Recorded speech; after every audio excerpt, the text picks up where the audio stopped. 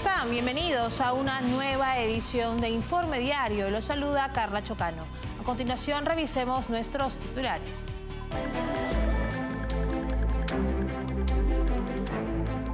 La líder de la oposición, María Corina Machado, fue interceptada, detenida y luego liberada por la dictadura de Nicolás Maduro, según el Comando con Venezuela. El gobierno del presidente argentino Javier Milei anunció la primera privatización de su gestión. Adjudicó la mayoría de las acciones de la empresa metalúrgica IMSA a capitales privados mayoritariamente estadounidenses. Un nuevo ataque ruso con misiles en Zaporilla dejó 13 muertos y 30 heridos, según informaron las autoridades ucranianas. El gobierno de Italia, liderado por Giorgia Meloni, ha celebrado la liberación de la periodista Cecilia Sala, detenida en Irán desde el 19 de diciembre bajo un régimen de aislamiento. Vamos ahora con el desarrollo de la información. María Corina Machado, líder opositora venezolana, fue interceptada, detenida y posteriormente liberada por la dictadura de Nicolás Maduro, según informó el Comando con Venezuela. Este ataque ocurrió tras su reaparición pública, luego de meses en la clandestinidad, mientras lideraba una movilización en Caracas, apoyada por miles de venezolanos. Machado declaró: "No tenemos miedo", reafirmando su lucha por la democracia y libertad. Su valentía inspira a quienes exigen el fin del régimen, mientras las tensiones en el país continúan creciendo. La líder de la oposición, María Corina Machado, fue interceptada, detenida y luego liberada por la dictadura de Nicolás Maduro, según el Comando con Venezuela. A través de su cuenta de X, el partido aseguró que los efectivos del régimen dispararon contra los vehículos que la transportaban, lo que provocó que la moto cayera y la líder opositora fuera secuestrada. Sin embargo, horas después, el Comando con Venezuela comunicó a través de la misma red social que Machado fue liberada y que dará un pronunciamiento explicando lo sucedido contra las fuerzas de la dictadura de Nicolás Maduro. El ataque a Machado se produce después de su reaparición pública tras 4 meses en la clandestinidad debido a las amenazas y la persecución del régimen. La líder opositora, quien se unió a la movilización en Caracas, fue recibida con un fervoroso apoyo de miles de venezolanos que salieron a las calles a exigir un cambio de régimen. Durante la manifestación, Machado, con su acostumbrada valentía, gritó: "No tenemos miedo", un mensaje claro no solo para Maduro, sino también para todo el país, mostrando que a pesar de la represión y las amenazas, su lucha por la democracia y la libertad no se detiene. A pesar de la violencia y las persecuciones que ha enfrentado, la valentía de María Corina Machado sigue siendo un faro de esperanza para los venezolanos que se oponen a la dictadura de Maduro. Las siguientes horas serán claves para determinar el futuro de Venezuela, y la dictadura de Maduro muestra cada vez más señales de desesperación ante la fortaleza de los líderes de la oposición. Mientras tanto, quienes creen en la democracia han tomado las calles y exigen la salida de Nicolás Maduro. Y pese a la represión, miles de venezolanos protestaron contra la investidura del dictador Nicolás Maduro, con María Corina Machado liderando movilizaciones pese a meses en la clandestinidad. A nivel internacional, exiliados venezolanos expresaron apoyo desde Madrid y Bruselas, mientras líderes como Luis Abinader de República Dominicana respaldaron al presidente electo Edmundo González Urrutia, aislando aún más al régimen chavista. Este jueves, miles de venezolanos salieron a las calles en una jornada de protesta contra la investidura fraudulenta del dictador Nicolás Maduro.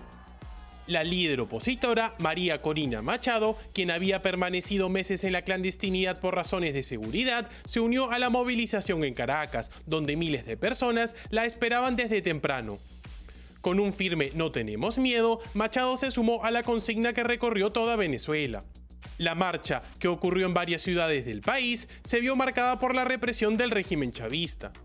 Funcionarios de la policía de la dictadura actuaron violentamente contra los manifestantes, lanzando gas lacrimógeno en puntos de concentración en la región de Carabobo.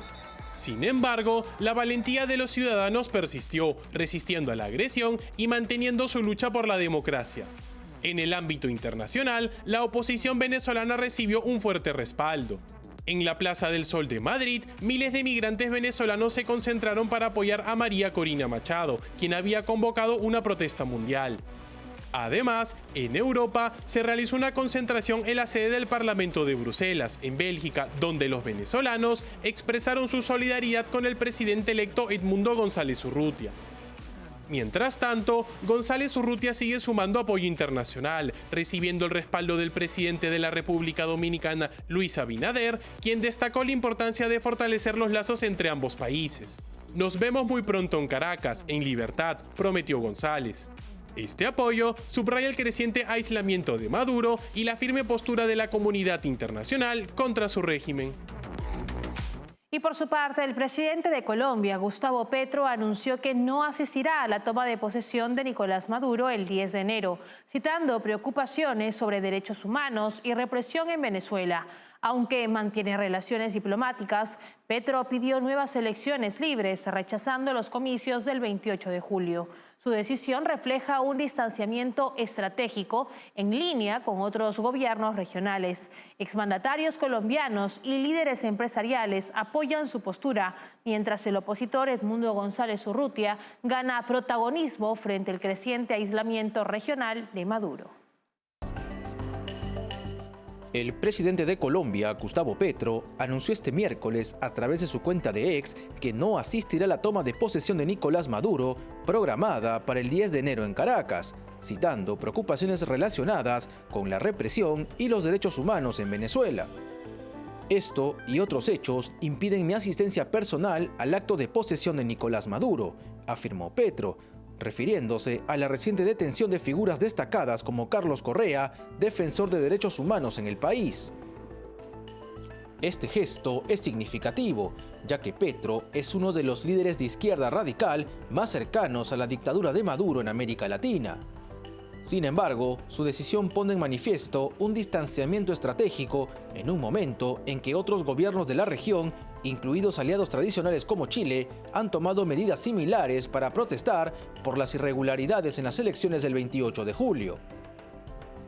Petro reiteró que Colombia no romperá relaciones diplomáticas con Venezuela, pero subrayó que no puede reconocer unas elecciones que no fueron libres y pidió la realización de nuevos comicios sin bloqueos ni intimidaciones internas. Esto pese a que las elecciones ya han revelado una victoria contundente del opositor Edmundo González Urrutia. La decisión del mandatario colombiano ha generado reacciones mixtas. Exmandatarios como Juan Manuel Santos e Iván Duque han criticado previamente la postura ambivalente de Petro respecto a la crisis venezolana, instándolo a ser más firme contra el régimen de Maduro. Por otro lado, la carta de unas 500 personalidades políticas y empresariales colombianas le pidió directamente que no envíe representación oficial a la ceremonia en Caracas. El expresidente Andrés Pastrana incluso confirmó su participación en una delegación de exmandatarios que acompañará al líder opositor Edmundo González Urrutia en su regreso a Venezuela, subrayando el creciente aislamiento regional del régimen de Maduro. El gobierno de España anunció que no enviará representación oficial a la toma de posesión del dictador Nicolás Maduro del 10 de enero en Caracas, una decisión que refuerza su distanciamiento diplomático del régimen chavista. Sin embargo, Pedro Sánchez evita reconocer a Edmundo González Urrutia como presidente electo, adoptando una postura ambigua en un contexto de creciente presión internacional y aislamiento del régimen liderado por Maduro. El gobierno de España confirmó que no enviará representación alguna a la toma de posesión del dictador Nicolás Maduro, prevista para el 10 de enero en Caracas, según informó un portavoz de la Cancillería al medio CNN. La decisión subraya un distanciamiento diplomático del régimen chavista en un momento clave para la crisis política en Venezuela. Sin embargo, el gobierno de Pedro Sánchez mantiene su negativa a reconocer a Edmundo González Urrutia como presidente electo, a pesar de las crecientes presiones internacionales y el fraude en las elecciones del pasado 28 de julio. A lo largo de los últimos meses, el gobierno liderado por Sánchez ha tenido un papel ambivalente en la situación venezolana. España recibió a González tras su salida de Venezuela, facilitando su exilio en Madrid con intermediación del expresidente José Luis Rodríguez Zapatero, quien históricamente ha sido cercano al chavismo. No obstante, Sánchez, tradicionalmente cercano a los postulados del socialismo del siglo XXI, se ha resistido a reconocer formalmente a González como el legítimo presidente de Venezuela. La postura del gobierno español se mantiene a pesar de que el actual contexto es crítico, con varios países de la región, como Chile y Colombia, marcando distancias con Maduro. España ha pedido públicamente la publicación de los resultados claros que avalen la proclamación de Maduro, pero sigue sin dar un paso más hacia un reconocimiento explícito de González pese a la evidencia de su victoria. La decisión de no participar en la ceremonia de investidura se suma a una serie de señales que indican el creciente aislamiento internacional del régimen chavista, pero también refleja la falta de disposición de Sánchez para tomar una posición más firme en un momento en el que la política regional e internacional comienza a reconfigurarse en torno al futuro de Venezuela. Y el gobierno del presidente argentino Javier Milei anunció la primera privatización de su gestión. En un movimiento clave se adjudicó la mayoría de las acciones de la metalúrgica IMSA, una histórica empresa argentina, a un consorcio con capitales privados mayoritariamente estadounidenses. El ministro de Economía, Luis Caputo, destacó la operación a través de un comunicado en su cuenta de X, explicando que la decisión de privatizar industrias metalúrgicas Pescarmona se enmarca en el objetivo del gobierno de lograr un déficit cero y evitar el uso de recursos federales para subsidiar empresas privadas.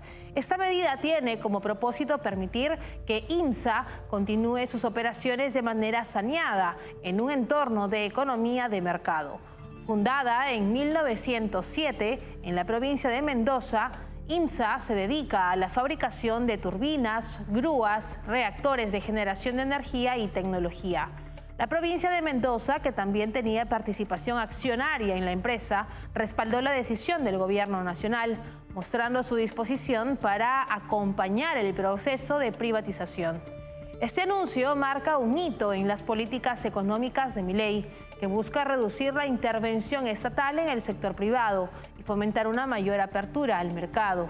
La privatización de IMSA refleja un cambio significativo en la estrategia económica del país, alineada con las promesas de Milei para enfrentar la crisis económica y reducir el gasto público. Con esta información cumplimos con una nueva pausa comercial. Volvemos enseguida con más. Café Sombra de Pino. Un café diferente que crece a la sombra de pinos en Villarrica. Ya lo saben, Café Sombra de Pino. Un café premium al alcance de todos.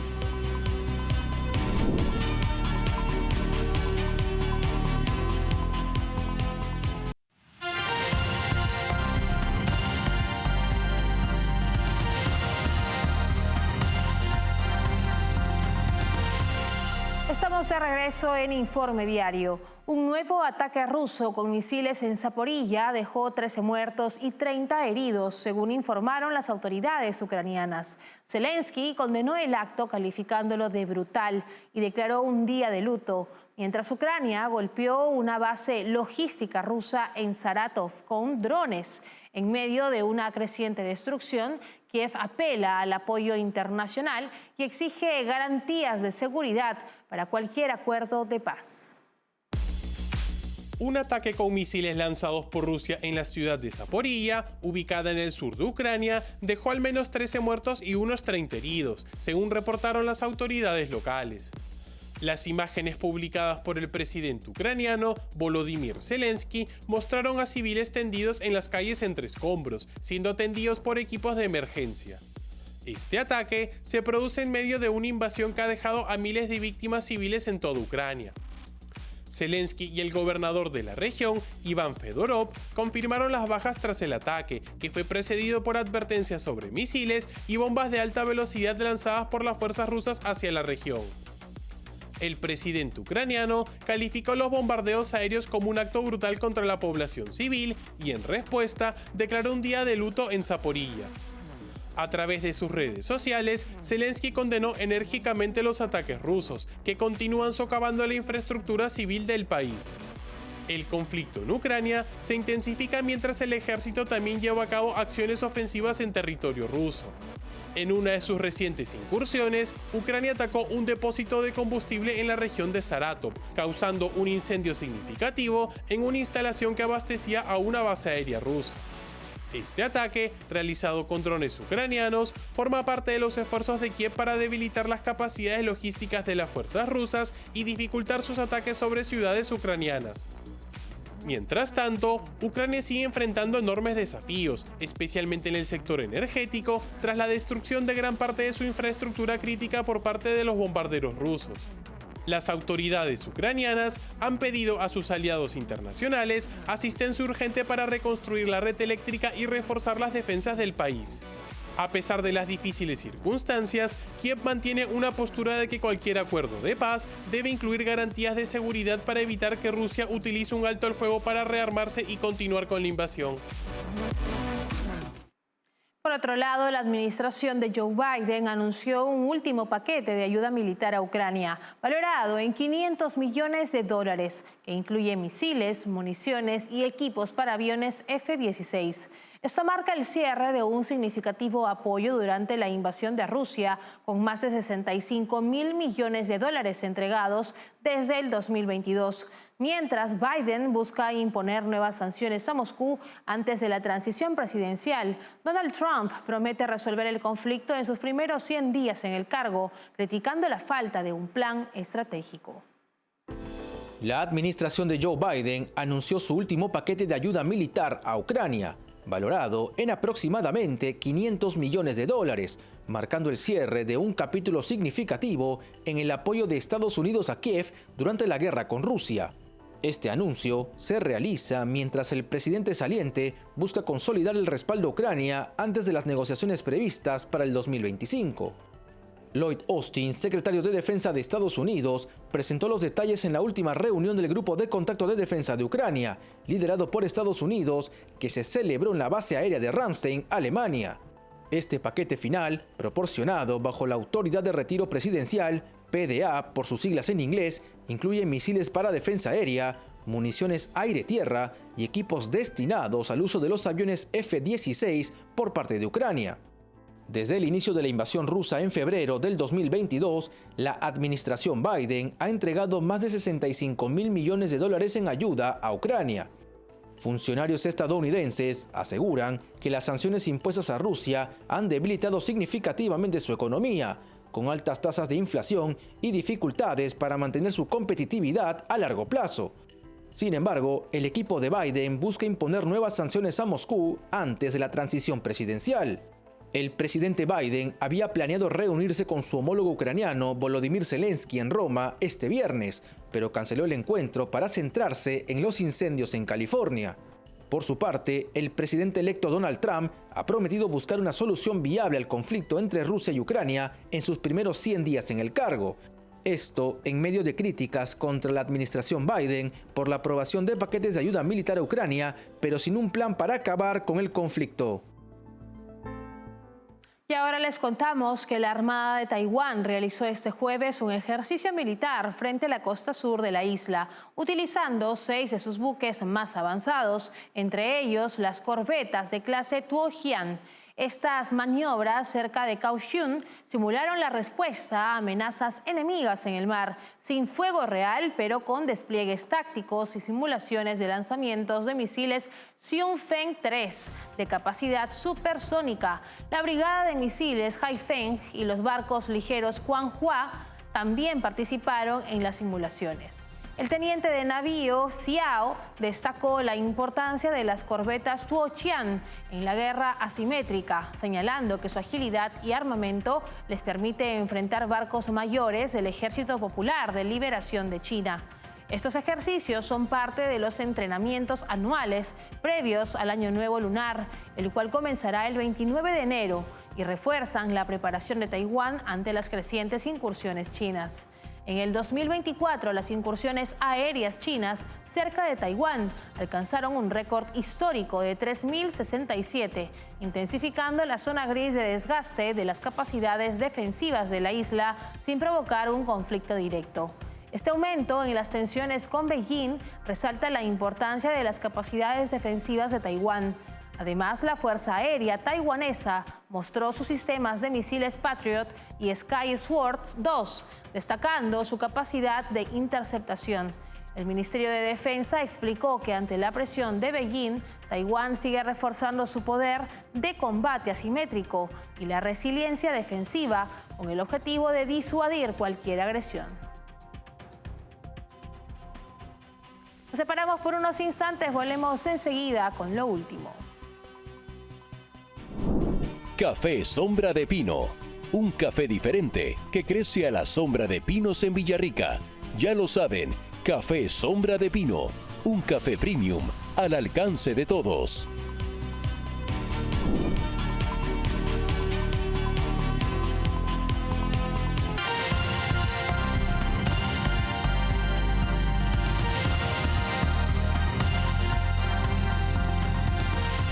Y ahora les contamos que el gobierno de Italia, liderado por Giorgia Meloni, ha celebrado la liberación de la periodista Cecilia Sala, detenida en Irán desde el 19 de diciembre bajo un régimen de aislamiento. La noticia marca un hito tras un conflicto que involucró canales diplomáticos y de inteligencia, según informó la oficina de la primera ministra italiana Giorgia Meloni. Sala, de 29 años, reportera del diario Il Foglio y el podcast Chora Media, fue arrestada bajo acusaciones de violar las leyes de la República Islámica durante un viaje de trabajo a Irán. A pesar de contar con un visado de periodista, se especula que su detención fue una represalia por la captura de Mohammad Abedini, un iraní arrestado en Milán y acusado de suministrar tecnología de drones utilizada en un ataque en Jordania que resultó con la muerte de 3 soldados estadounidenses en enero del 2024. Se cree que Teherán podría haber detenido a Sala para utilizarla como moneda de cambio en negociaciones relacionadas con Abedini, quien sigue detenido en Italia. Sin embargo, el regreso de Sala a Italia ha sido interpretado como un triunfo de la diplomacia italiana. En palabras del ministro de Exteriores, Antonio Tajani, diplomacia y trabajo en equipo, Cecilia Sala está de regreso a casa. La liberación de Sala coincide con un periodo de intenso trabajo diplomático que incluyó reuniones de alto nivel, como la que Meloni sostuvo con el presidente electo de Estados Unidos, Donald Trump. A pesar de no confirmarse si la liberación de la periodista estuvo vinculada a concesiones de parte de Italia, este desenlace representa una victoria significativa para el gobierno de Giorgia Meloni en la arena internacional. Hasta aquí llegamos con la información en esta edición de Informe Diario. Para más novedades pueden escanear el código QR que aparece en este momento en sus pantallas. Estamos en www.grupotvl.com. Nos pueden seguir en Twitch como TVLESP. Nos escuchan a través de Spotify como TVL en español y recuerden suscribirse a nuestro canal de YouTube TVL en español, donde podrán ver y seguir nuestra señal en vivo. Hasta una próxima edición. Permiso.